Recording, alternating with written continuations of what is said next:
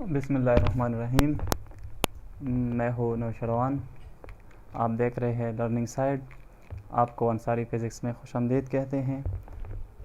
आज हम स्टार्ट करने जा रहे हैं मॉडर्न फ़िज़िक्स। देखिए, इससे पहले फ़िज़िक्स भी मौजूद था। वो फ़िज़िक्स हम जानते थे क्लासिकल फ़िज़िक्स के नाम से। किस नाम से? क्लासिकल फ़िज़िक्स के नाम से हम जानते थे। देखिए, एक है मॉडर्न फ़िज़िक्स और दूसरा है क्लासिकल फ़िज़िक्स। तो क्वेश्चन यहाँ पर ये अराइज़ होता है, अगर क्लासिकल फ़िज़िक्स मौजूद था मैं आपको अभी थोड़े से बताऊंगा कि क्लासिकल फ़िज़िक्स में हमने क्या पढ़े थे, तो फिर हमने मॉडर्न फ़िज़िक्स की ज़रूरत क्यों महसूस की। क्लासिकल फ़िज़िक्स की मेन ब्रांचेस जो है, इसमें है मैकेनिक्स,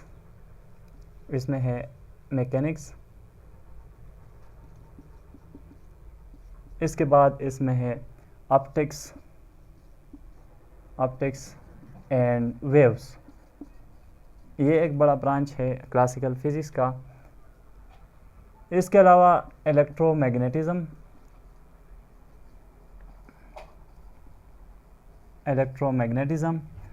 और इसके अलावा थर्मोडायनामिक्स।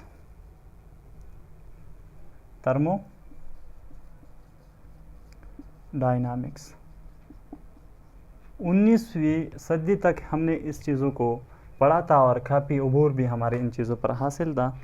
साइंटिस्ट अब सोचने लगे थे कि शायद फिज़िक्स की मेजर प्रॉब्लम हमने सॉल्व कर दे, अब फिज़िक्स में काम ही बाकी नहीं रहा।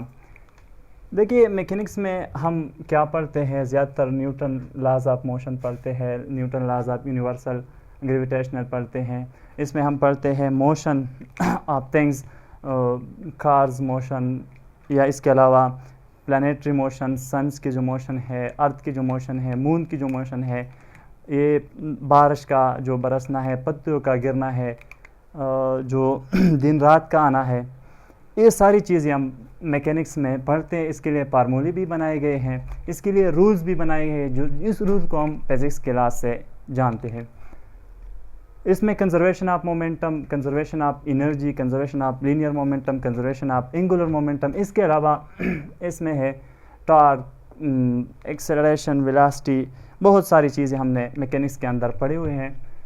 अगर हम ऑप्टिक्स एंड वेव्स की तरफ आ जाए तो ऑप्टिक्स एंड वेव्स में हमने क्या पढ़ा था? वेव्स जनरली उसकी दो टाइप्स है, मैकेनिकल वेव्स, इलेक्ट्रोमैग्नेटिक वेव।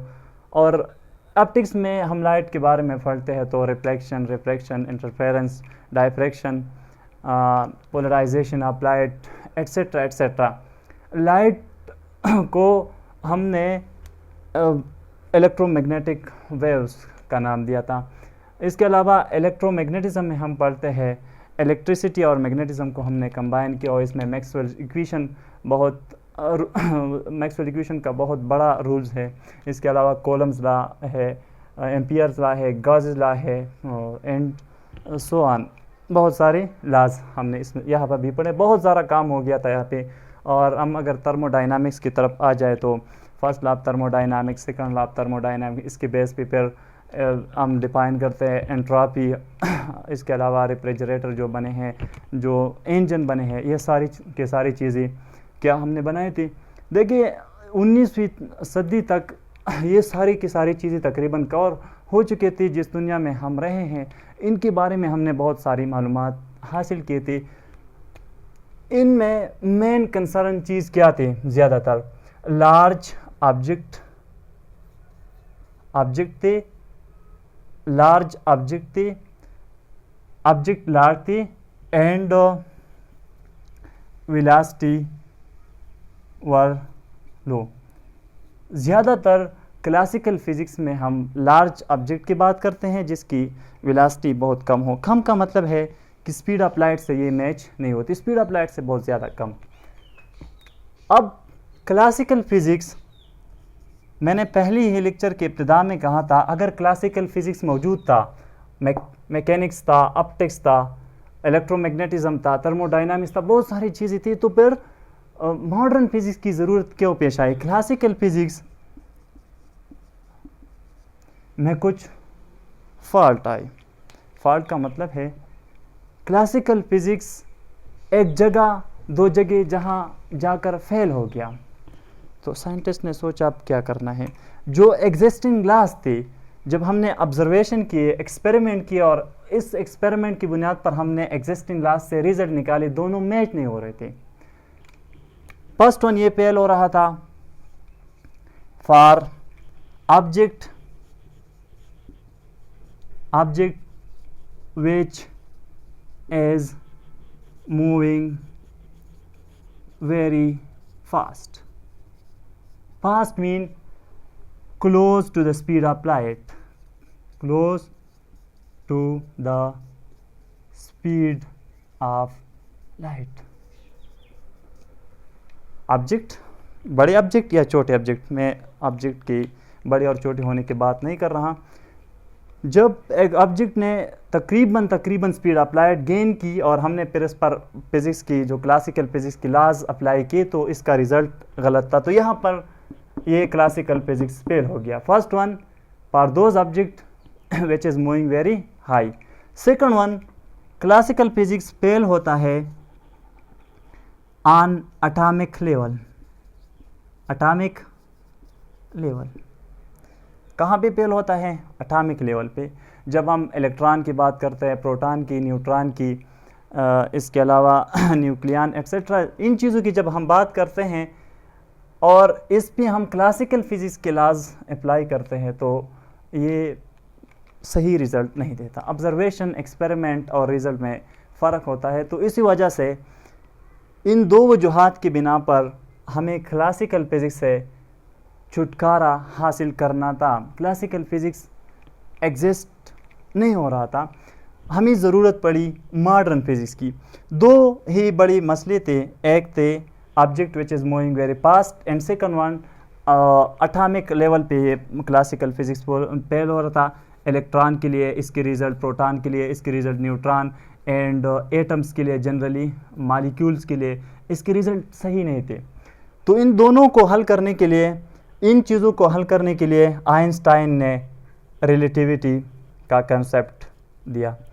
अब जो तेज़ ऑब्जेक्ट हैं, speed of light comparable motion कर रहे हैं, रिलेटिविटी इसकी सही आंसर देते हैं। मतलब स्पेशल थ्योरी ऑफ रिलेटिविटी की मैं बात नहीं कर रहा, मैं रिलेटिविटी की बात कर रहा हूँ।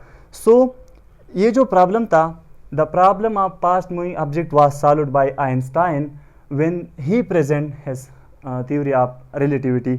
सेकंड वन, ये प्रॉब्लम जो था ये क्वांटम फिज़िक्स ने सॉल्व कर दिया। हमारे जो मॉडर्न फिज़िक्स है इसकी दो ही ब्रांचें बन गई। मॉडर्न फिज़िक्स दो ही हिस्सों में बट गया। मॉडर्न फिज़िक्स दो मसले थे, दो ही हिस्सों में बट गई। फर्स्ट वन, इसकी जो हिस्सा है उसे हम रिलेटिविटी के नाम से जानते हैं। रिलेटिविटी क्यों डेवलप हुई? To solve the problem of fast moving object. To solve the problem of fast moving object. जो ऑब्जेक्ट तेज चलते हैं, इसके लिए क्लासिकल फिजिक्स के रिजल्ट गलत थे तो रिलेटिविटी ने इसे हल कर दे। Second one, quantum physics. Quantum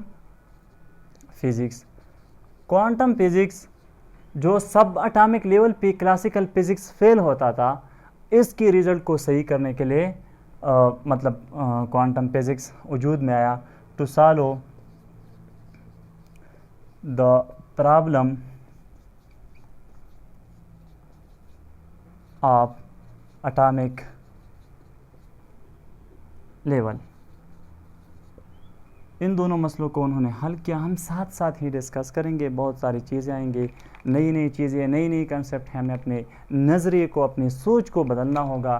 तो यही वजह थी क्लासिकल फिज़िक्स मौजूद था। क्लासिकल फिज़िक्स ने इन सारी चीज़ों पर कमांड हासिल किया होता। कहाँ पे जाकर फेल होगा? One, the object which is moving very fast, इसके लिए क्लासिकल रिजल्ट ठीक नहीं थे। दूसरा, जब एटॉमिक लेवल पे हम चले गए तो वहाँ पे हमारे रिजल्ट ठीक नहीं थे। तो इन दोनों मसलों को हल करने के लिए फर्स्ट वन रिलेटिविटी आ गई, सेकंड वन क्वांटम फिजिक्स आ गए। तो हम इसको आगे लेक्चर में देखेंगे कि रिलेटिविटी क्या है या क्वांटम फिजिक्स को उन्होंने ये मसले कैसे हल किए। Thank you.